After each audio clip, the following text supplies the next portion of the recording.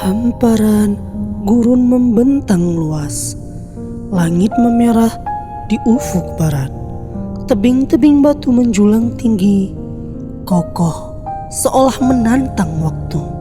Di antara bebatuan itulah pernah berdiri sebuah peradaban besar, peradaban yang kuat, kaya, dan mengagumkan. Namun juga peradaban yang hancur oleh kesombongannya sendiri. Hari ini Lentera Wahyu akan mengajak kita menyusuri jejak sejarah tentang kaum yang disebut dalam Al-Quran, kaum Tsamud, dan kisah seorang nabi mulia yang diutus kepada mereka. Beliau adalah Nabi Soleh alaihi salam.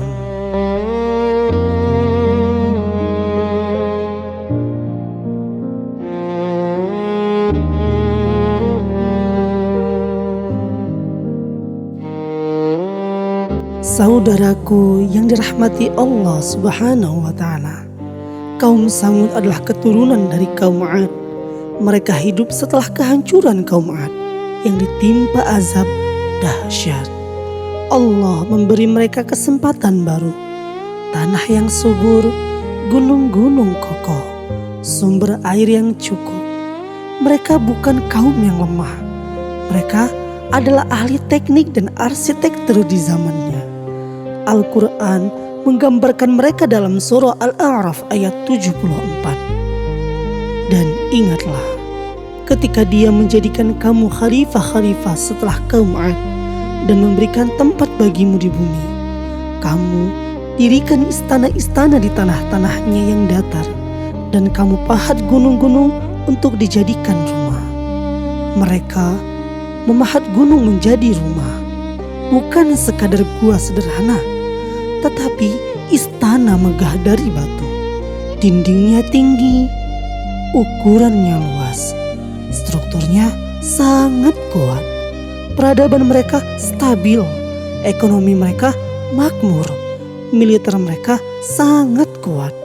Namun, saudaraku, kemajuan tidak selalu berarti ketaatan.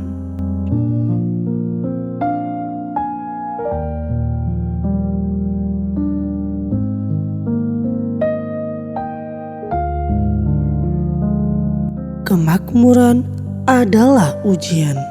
Semakin hari, kaum Tsamud semakin merasa kuat. Mereka berkata dalam hati, "Kami adalah bangsa yang hebat. Kami takkan pernah terkalahkan. Gunung saja bisa kami tundukkan." Kesombongannya perlahan menyusup ke dalam jiwa. Mereka mulai melupakan Allah yang memberi mereka kekuatan. Rumah-rumah batu berdiri kokoh, tapi hati mereka rapuh dari tauhid. Mereka menyembah berhala. Patung-patung diletakkan di sudut kota. Sesajen dipersembahkan, doa dipanjatkan bukan kepada Sang Pencipta.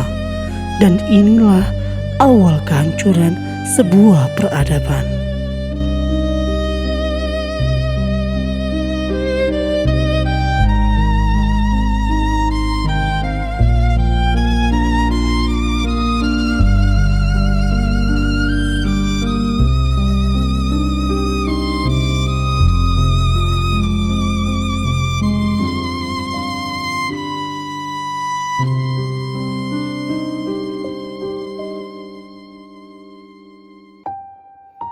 Sahabat Lentera, ketika manusia merasa tidak lagi membutuhkan Tuhan, saat itulah kebinasaan sedang menunggu.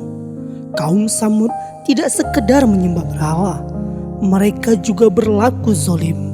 Yang kuat menindas yang lemah, yang kaya meremehkan yang miskin. Para pemuka hidup dalam kemewahan tanpa peduli pada rakyat kecil.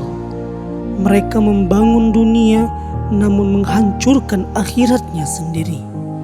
Allah tidak membiarkan hambanya tanpa peringatan.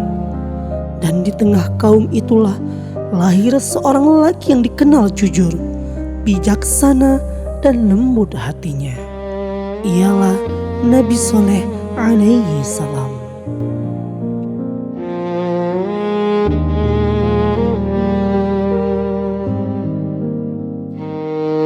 Nabi Soleh bukan orang asing bagi kaumnya. Beliau tumbuh di tengah mereka, dikenal sebagai orang yang cerdas, terhormat, dan terpercaya. Bahkan sebelum menjadi nabi, kaum Samud sering meminta pendapatnya. Namun suatu hari Allah memilihnya menjadi rasul. Sebuah tugas berat menghadapi kaumnya sendiri, mengajak mereka kembali kepada tauhid.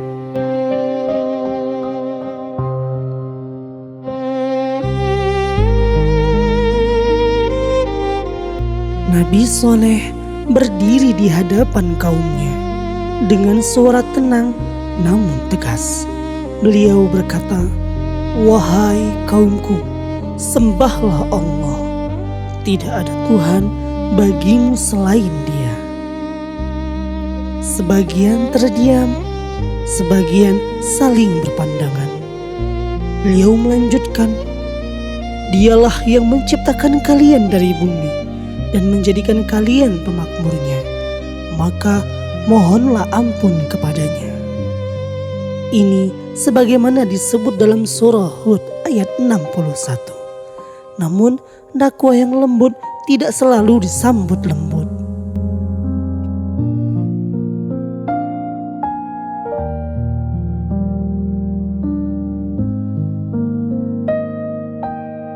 Seorang pemuka kaum berdiri, "Soleh, bukankah engkau dulu harapan kami? Engkau kami hormati, kami percayai. Apakah sekarang engkau ingin kami meninggalkan Tuhan-Tuhan nenek moyang kami?"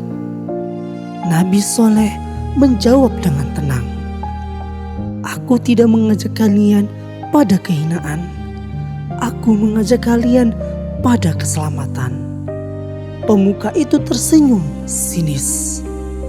"Apakah engkau ingin kami percaya bahwa hanya ada satu Tuhan, sedangkan kami punya banyak pelindung?" Nabi Soleh berkata, "Patung-patung itu tidak bisa memberi manfaat, tidak bisa menolak bahaya. Jika aku berdusta atas nama Allah, maka biarlah Dia menghukumku. Tapi jika aku benar, mengapa kalian begitu sombong?"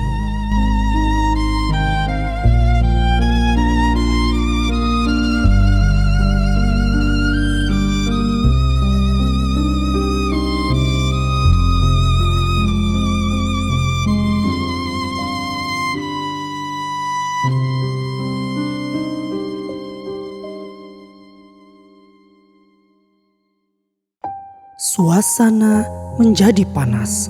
Sebagian orang mulai mengejeknya, sebagian lagi mulai ragu terhadapnya. Para pemimpin merasa terancam. Jika tauhid diterima, kekuasaan mereka akan runtuh. Mereka mulai menyebarkan propaganda. Soleh itu terkena sihir. Soleh itu hanya ingin jadi penguasa. Jangan pernah dengarkan dia. Namun ada juga yang diam-diam mulai berpikir, benarkah berhala ini bisa menolong? Benarkah selama ini kami berada dalam kesesatan?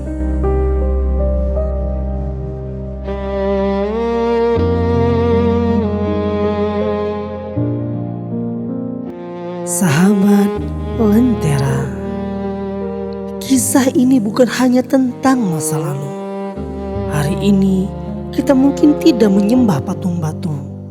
Tapi apakah kita menyembah harta, jabatan, popularitas, teknologi? Peradaban modern juga memahat gunung-gunungnya sendiri. Gedung pencakar langit, teknologi yang canggih, dan kekuatan ekonomi. Namun pertanyaannya, apakah kemajuan itu membuat kita semakin dekat kepada Allah atau justru semakin sombong? Samud hancur bukan karena miskin, tapi karena merasa tidak membutuhkan Tuhan. Dan itu adalah penyakit zaman.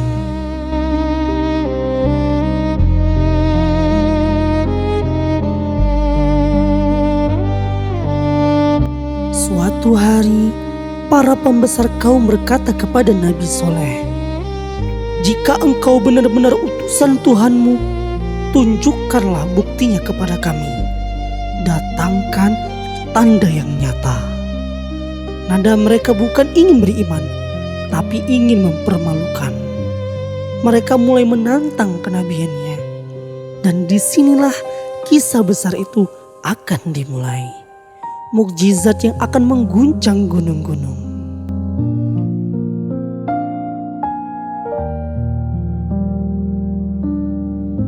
Angin gurun kembali berhembus. Kaum Tsamud berdiri di puncak kesombongan. Nabi Soleh berdiri di puncak kesabaran. Satu pihak merasa kuat karena dunia, satu pihak kuat karena iman. Pertanyaannya, apakah kaum Tsamud akan menerima peringatan ini? Ataukah mereka akan semakin menentang Nabi Soleh? Dan tantangan apa yang akan mereka ajukan kepada Nabi Soleh? Kisah ini belum selesai.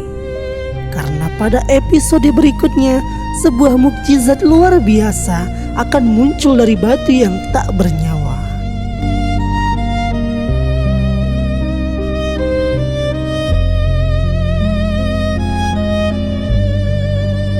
Sampai jumpa di episode 2 Lentera Wahyu. Semoga kisah ini menjadi cermin bagi hati kita.